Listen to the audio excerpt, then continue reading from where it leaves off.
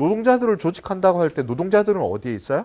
공장에서 일하는 사람이 노동자예요. 특히 19세기에는 근대적인 자본주의가 발전했다는 것은 뭐를 의미하는 거예요? 대공장이 생겨났다는 거잖아요. 그죠?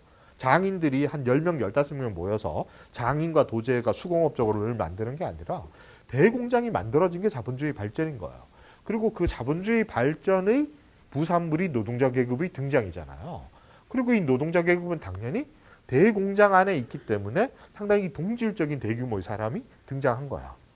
이전에는 다 따로 살고 백그라운드도 다르고 생각도 다르고 가문도 다르고 쓰는 사투리도 다르고 입은 옷도 다르고 이랬던 애들이 19세기 중엽부터 대공장들이 유럽 사회에 몇 개씩 만들어지면서 어떤 공장들이 이미 19세기 중엽 후엽에 공장 하나에 고용된 노동자가 3만에서 4만 되는 공장들이 엄청나게 많이 생기거든요. 그 3만 명이 똑같이 사는 거예요. 지금 울산 가보신 분들 아시겠죠? 울산에 현대자동차 정규직 노동자 그러면 삶의 패턴이 되게 비슷하잖아요. 좋아하는 메뉴도 비슷해. 그렇지 않아요? 운동권들은 왜 이렇게 술안주거리를 좋아하나 몰라. 맵고 짜고 이런 거 좋아해요. 아저씨들. 저는 그런 거 싫어하는데. 아무튼 그런 것처럼 삶이 그 당시에는 되게 획일화 될 수밖에 없는 거죠. 임금도 똑같고 공장에 일하는 시간도 똑같고 가서 하는 일도 똑같고 그 다음에 노동자들이 갑자기 많이 모이니까 공장주들이 월세 비싸게 받고 집 지어주잖아요. 집 모양도 똑같고 옷도 똑같고 거기 소비재도 공장주들이 매점 운영하잖아요. 그러니까 똑같은 거 먹는 거야. 방귀 뀌면 냄새도 비슷해. 다 똑같은 거야. 네. 그러니까 의식도 그래서 노동자 계급 의식이라는 게 자연 발생적으로 생긴 거예요. 내가 이 옆에 일하는 사람과 딴 사람이다. 완전히 다른 사람이라는 생각을 별로 못하는 거예요. 자연스럽게. 나나 쟤나 뭐 거기서 거기지. 이렇게 형성된 거거든요. 그게 또 대규모화되고 한 나라나 한 지역의 현상이 아니라 유럽 전체의 상황이 되니까 이게 대규모적이고 이렇게 되고 그 다음에 아까 처음에 얘기한 그 진보에서 경제적 부의 확대라는 거를 긍정적으로 본다 그랬죠. 그거 자본주의가 그걸 낳은 거잖아요. 그렇죠?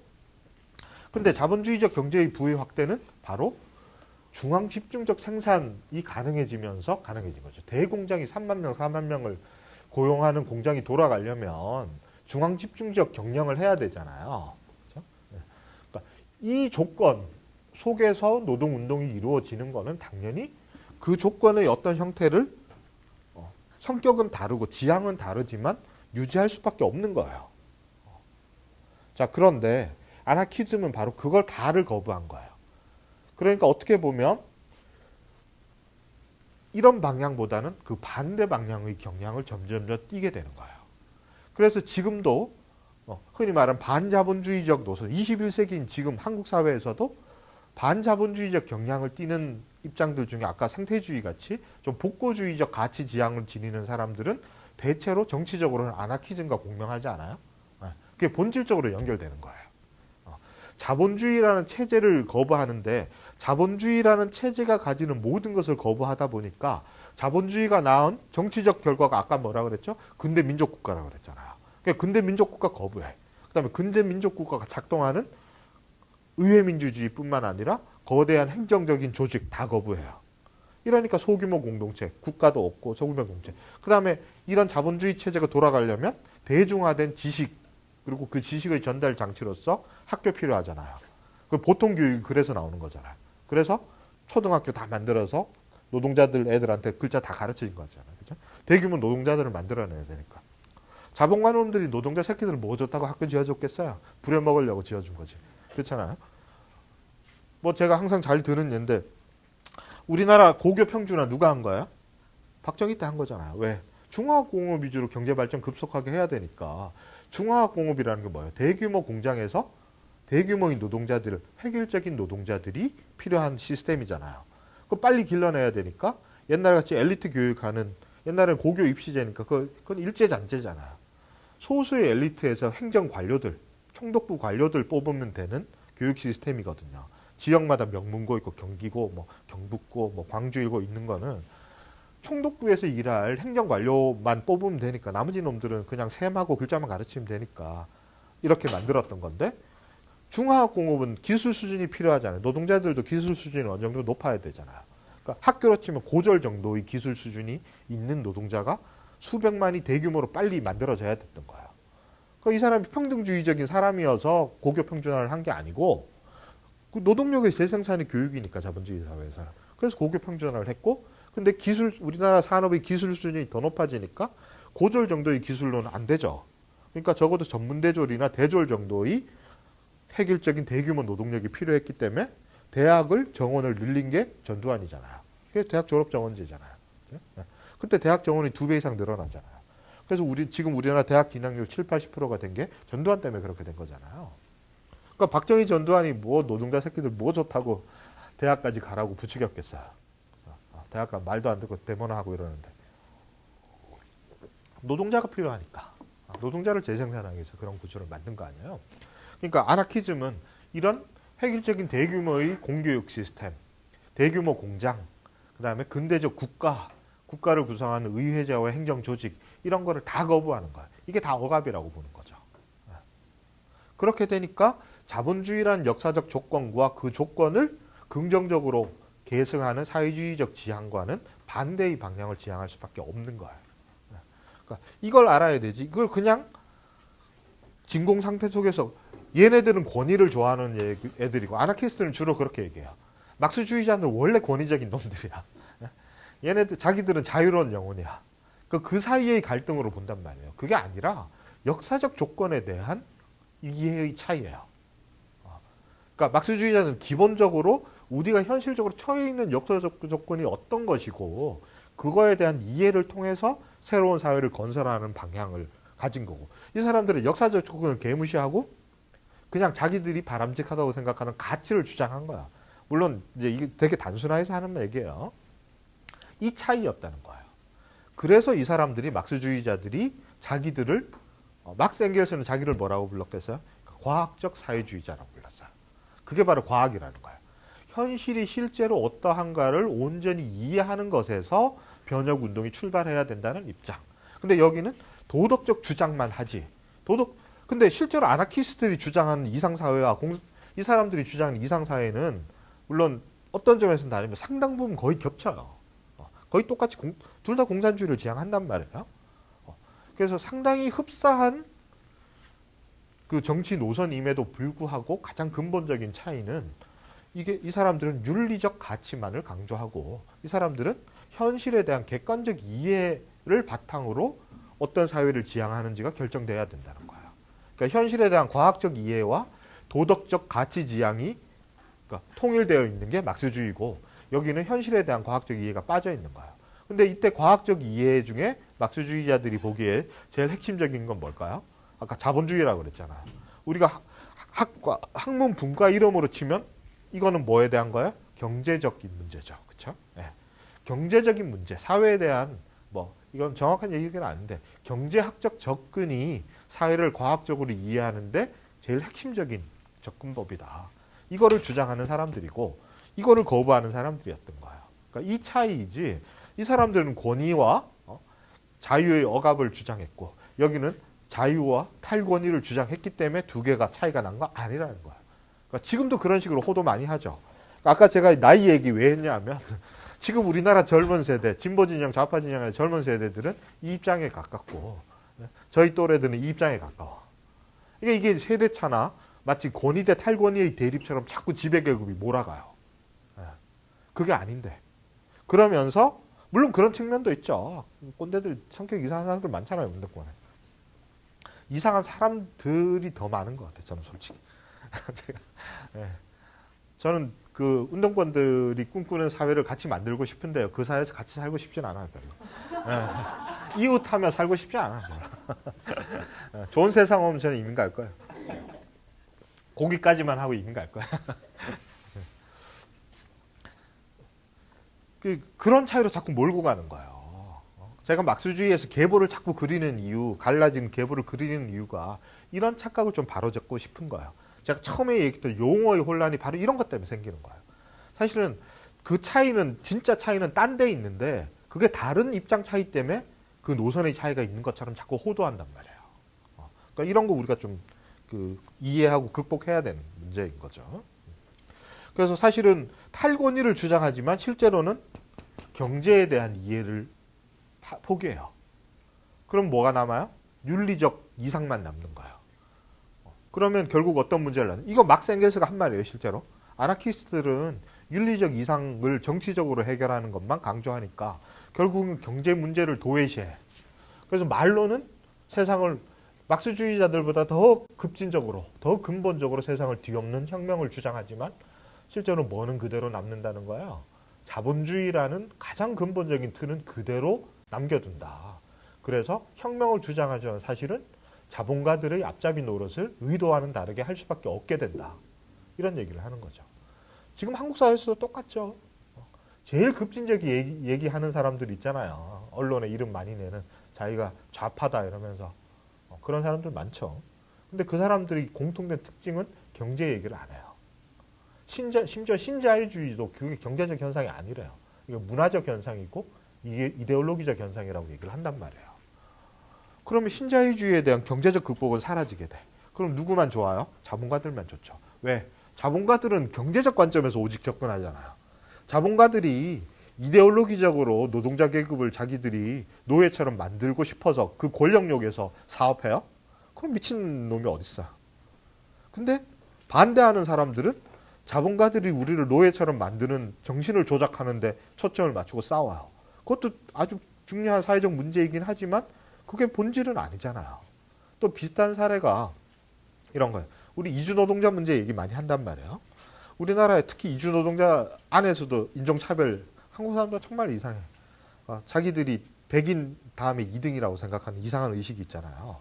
똑같은 외국인 이주는 얼굴 하얗고 영어가 네이티브인 사람은 막 이렇게 떠받들고 얼굴이 조금 짙어질수록 피부색의 스펙트럼에 짙어질수록 개무시하고 말투가 이렇게 딱 달라져. 거기다 영어 억양이 조금 이상해. 막 이러면 그때부터 싫어하는 거야. 막 무시하고. 그거 진짜 이상한 사고방식이에요. 이게 다 제국주의 시대 때 식민주의자들에 의해서 이식된 거예요. 그러니까 식민지 민중들을 분할 통치하기 위해서 등급을 매겨가지고 니네들은 얘네보다 나아. 우리 일제시대 때 실제 그거잖아요. 그 한국 식민화 정책이라는 게 내선 일책을 해가지고 일본 놈들하고 조선 놈들은 뿌리가 같아. 근데 중국 놈들은 좀 다르고 동남아 까만 놈들은 훨씬 달라. 이렇게 해서 등급을 매겨준 거예요. 그러니까 그 의식이 그대로 남아있는 거죠. 그러니까 2등이어서 다행이에요. 3등 하는 게 얼마나 좋아. 이따위 노예의식을 지금도 갖고 있는 거예요. 1등 아니면 다 똑같이. 내가 얼굴 안 까만 것만 해도 얼굴 하얗게 못 태어난 건 억울하긴 하지만 노란 것만도 어디야. 안 까맣게 태어난 것도 정말 행복해. 이런 생각을 하죠, 사람들이. 네. 그냥 무슨 얘기하다가 흥분해서 인종주의에 흥분해서 이주 노동자 문제 얘기를 하는데요. 이주 노동자들 인권 탄압받고 있죠. 그렇죠? 올바르된 노동권 보장 안 되고 있단 말이에요. 근데 이걸 정치적 권리나 인권의 문제로 접근하는 것도 맞아요. 그 사람들 인권 보장해줘야 되니까 노동권 온전히 적용받을 수 있게 해줘야 되니까. 근데 그것만 있다라고 얘기하면 그때부터 문제에 빠지는 거야. 왜? 그러면서 또 이주 노동자에 대한 차별의 원인으로 배타적인 민족주의 얘기한단 말이야. 그게 우리 정말 많이 듣는 진보 진영 안의 담론이죠. 근데 거꾸로 다른 방식으로 한번 물어봅시다. 우리나라 이주 노동자 데려와서 임금 체불하고 성폭행하고 패고 뭐 하는 나쁜 사장놈들이 민족적 정기를 선양하기 위해서 노동자 데려와요? 아니잖아요. 그 정말 이상한 변태 같은 놈들이라 가지고 얼굴 까만 놈들 인권 침해하는 게 자기 인생의 낙이고 목표야. 그렇게 해서 이주 노동자 데려오는 자본가가 있어요? 아무도 없어요. 왜 데려와요? 착취하려고 데려오잖아요. 착취하려고 데려와서 착취를 강화하니까 인권이 침해가 되는 거잖아요. 그렇죠? 착취와 인권 침해라는 두 가지 사회적 현상이 동시에 발생하지만 그 사이에 본질적인 것과 비본질적인 것 사이에 구별은 있어요. 그렇죠? 이 얘기가 이렇게 얘기하는 것, 이렇게 얘기하면 이쪽에 있는 우리나라 이렇게 입진보들은 뭐라 그러냐면 그럼 넌 인권 문제가 중요하지 않다고 생각하니? 넌 경제 결정론자야. 막스주의자한테 맨날 하는 얘기 그거야. 경제 결정론자, 환원주의자, 구좌파. 앞에 꼭 구가 붙어. 낡은 건 싫다고. 그러면서 한의원 가고. 이상한 우리 통념들은 되게 생각보다 사람들은 되게 비합리적이에요. 여러분 어디 아파서 양의원 갈 때 최신 의료기 들어왔다면 좋아해. 근데 한의원 갈 때는 그 사람이 옛날 얘기할수록 더 좋아해. 그 사상의학, 그 18세기인가 19세기잖아요. 사상의학 옛날 책 보고 한의원 한다 그러면 더 좋아해. 동의보감 더 좋아해. 그것부터 더 300년 전이잖아. 점점점 거슬러 올라가는 유행이 있었어요. 한의원 사이에서. 그래서 심지어 황제내경이라는 그 위선대, 그게 3000년 전 중국 책이래. 거기에 입각해서 한의학 한다 그러면 와 이러면서 가는 거야. 비싼 돈 내고 막 약 짓고 막 이러는 거야. 야, 혈색 좋아진 것 같지 않아? 막 이러고. 이상해요. 똑같은 병원을 가도 한의사들은 오래된 얘기할수록 좋아하고 양의사는 새로운 얘기할수록 좋아해. 근데도 자기가 별로 모습을 못 느껴, 우리는. 그 이상한 사회적 통념들이 있죠. 사람들 별로 이렇게 합리적인 존재가 아니에요, 사람들. 아무튼 그런데 그것처럼 그렇게 자꾸 얘기를 한단 말이에요. 구좌파들은 자꾸 경제 문제로 환원시키다. 환원이 아니라 사회에 본질적인 게 있고 비본질적인 게 있고 원인이 있고 결과가 있고 현상과 현상들 사이에서도 더 중요한 현상이 있고 덜 중요한 현상이 있는 거예요. 그거를 분류하기 시작하면 호봐, 니네들은 뭐만 강조하는 놈들, 그래서 다른 입장들을 억압하는 놈들, 이런 식의 얘기를 곧바로 하죠. 그런 논리가 이미 이때 있었던 거예요. 19세기 중엽 후반에 인터내셔널 안에서 아나키스트들과 막스주의자들이 중요 논점이 바로 그런 문제를 둘러싼 논쟁이었다. 근데 다시 정리하면 막스주의자들은 권위를 또 중앙 집중을 자본주의적 생산 방식을 옹호하기 위해서가 아니라 주어진 역사적 조건에 대한 과학적 이해와 거기에 근거한 변형 노선을 제시를 하려고 했던 거다.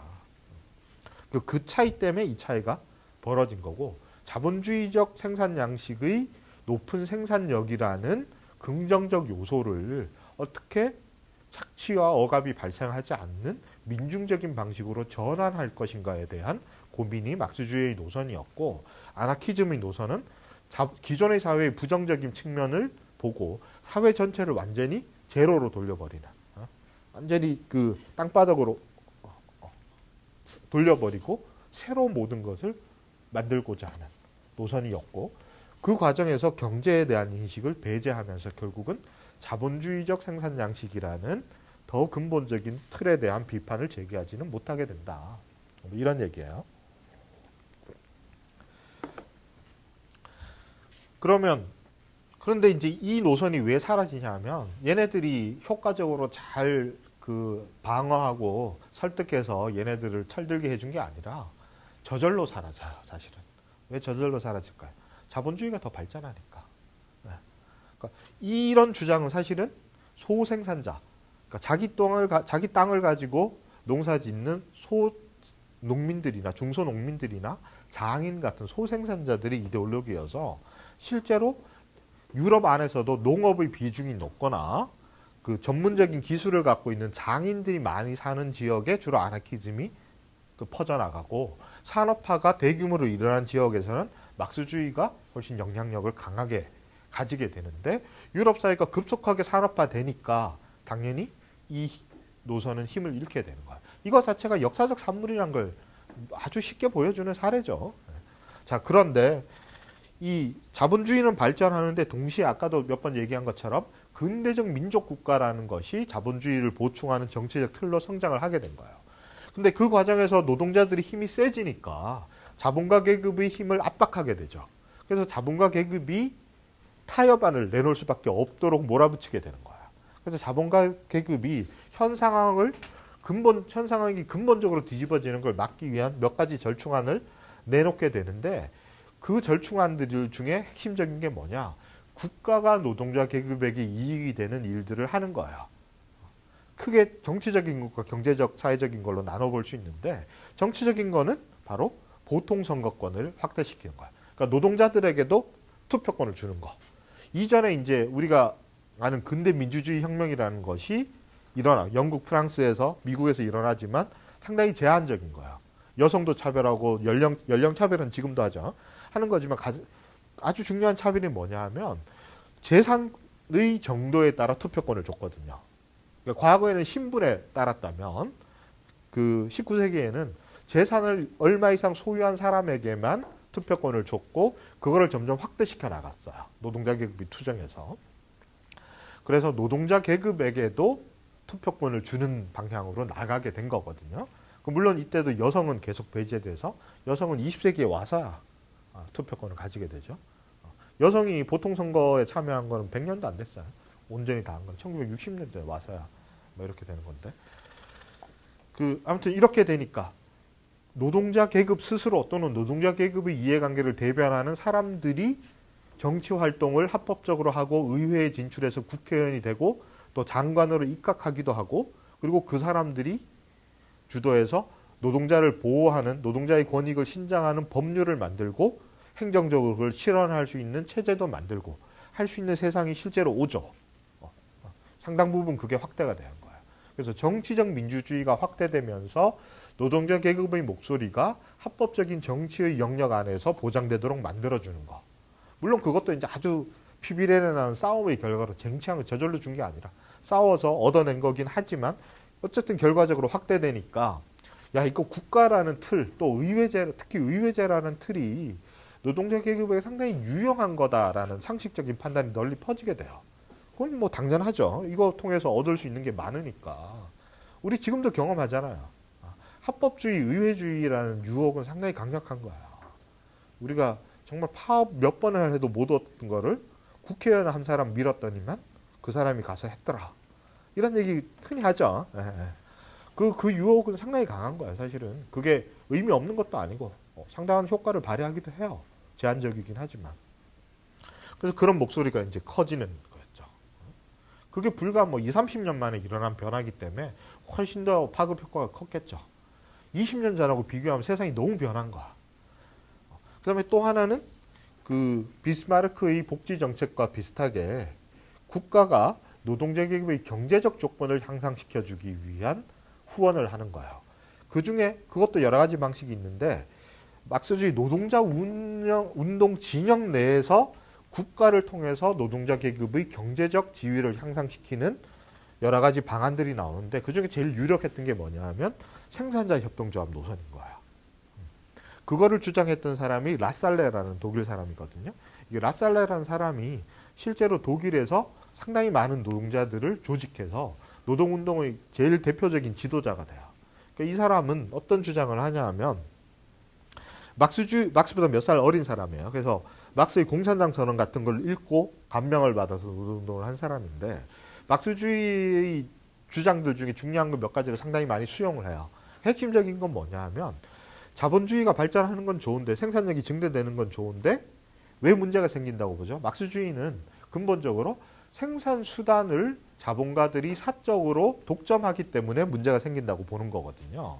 그래서 이거를 사회적인 소유로 전환시키는 게 공산주의로 넘어가는 핵심적인 거죠. 그게 제일 1번이거든요. 1번 뜻이거든요.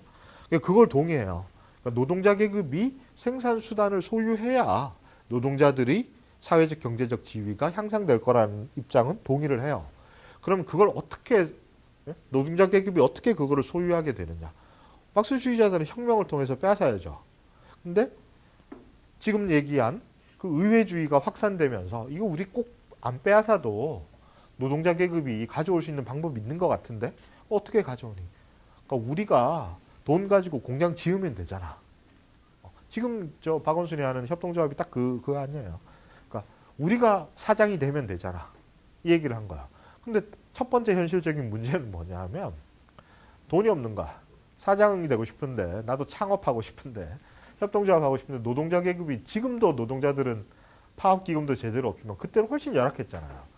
그러니까 자기들끼리 소비자 협동조합 하나 만드는 것만 해도 되게 힘든 건데 생산자 협동조합이 돼서 그것도 이때는 이미 대공장이 주인 사회잖아요. 노동자가 3만 4만 되는 그 큰 공장을 무슨 돈으로 사와요? 살 돈이 없잖아. 그래서 내놓게 된 대안이 뭐냐? 국가가 재정을 지원해서 자본가들로부터 생산 수단을 노동자 계급에게 팔도록 해달라는 거예요. 그래서 정부가 얼마를 지원해줘야 된다는 돈 계산도 해요. 물론 그 계산도 엉터리지만 정부가 중간에 서서 자본가 계급으로부터 노동자 계급에게 돈도 빌려줘서 자본가 계급이 공장을 팔도록 하는 중개자 역할을 해라. 그래서 노동자 계급이 생산 수단을 합법적으로 소유하게 되면 자본주의 모순이 사라질 거다라고 보는 입장이었던 거죠.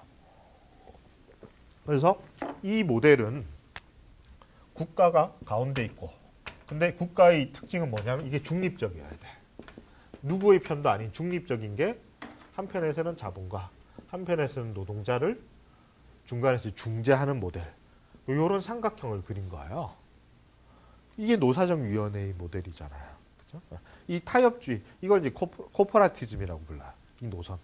국가가, 중립적인 국가가 매개 역할을 해서 노자 간을 그 협상하게 만들어서 타협하는 시스템. 그 3자 간의 절충하고 타협하는 모델로 국가를 재편하는 거. 자본주의를 재편하는 거.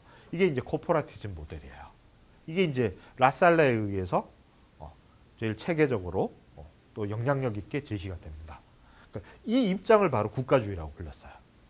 이전에 국가주의는 억압적인 국가를 옹호하는 그런 거였는데 19세기 후반에 이 사회주의 틀 안에서 국가주의를 말할 때는 바로 첫 번째 대전제는 국가는 중립적인 거야.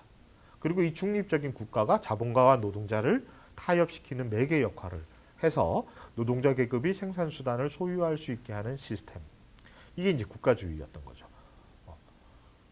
이 모델은 우리가 잘 아는 바로 20세기 중엽에 20, 30년 동안 상당히 성공적으로 운영됐던 북서유럽의 삼인주의 국가의 모델이 바로 이 모델이잖아요. 그러니까 그 모델의 원형이 19세기 후반에 독일에서 나온 거예요. 그래서 이 사람들은 이 입장 되게 싫어하겠죠. 입장 되게 싫어하겠죠. 근데 막스주의적 관점에서 보면 이것도 틀린 얘기야. 왜? 국가는 막스주의 관점에서 기본적으로 결코 중립적이지 않은 거거든요. 왜? 막스주의자는 국가를 뭐라고 불러요? 자본가 계급의 지배를 위한 수단일 뿐인 거예요. 이게 원론적인 입장이야. 근데 막스주의자들은 왜 의회 선거 참여해? 이건 어떤 역사적 자본주의 사회 안에서 우리는 싸우고 있잖아요. 그러니까 이런 역사적 조건, 이러한 특정한 정세 속에서는 이게 유용한 과도적 수단이 될 수도 있다라고 주장할 뿐이지 계속 얘기하는 게 이게 역사적 관점이 막스주의에서 아주 핵심적인 거예요. 그러니까 어떤 것도 그 자체로 좋은 건 없어, 막스주의에서. 자유, 평등, 뭐 해방, 뭐 국가, 협동조합, 뭐 노조, 노동조합, 노동운동 그 자체로 좋고 나쁜 건 없어요, 막스한테서는. 항상 어떠한 역사적 조건 안에서 그게 어떤 의미를 지니느냐 그것만 중요하거든요, 막스주의자들은. 그래서 어떤 국면에서는 막스주의자들은 어떤 국면에서는 노동자 계급의 해방을 위해서 국가가 긍정적 기능을 하는 국면도 있고 반대로 국가에 반대하는 투쟁이 더 진보적인 국면도 있다는 거예요. 그러니까 항상 그렇다고 주장하는 게 막스주가 보기에는 얘네들 둘의 입장인 거예요. 얘네들 둘 또는 막스주의를 제외한 다른 그 변형 노선이라는 것은 특정한 어떤 가치를 초역사적으로 항상 추구해야 되는 이상으로 설정하고 있다고 보는 거예요. 근데 막스의 기본적인 관점은 역사적이지 않은 건 없다는 거예요. 다 역사적으로 만들어진 산물일 뿐이기 때문에 그 의미는 역사적 조건이 변화하면 계속 변화하는 거다. 물론 우리가 주도적으로 개입해서 가치를 역사 속에서 실현하려는 노력과 함께 섞여 있는 거긴 하지만 역사적인 거다라고 보는 거죠.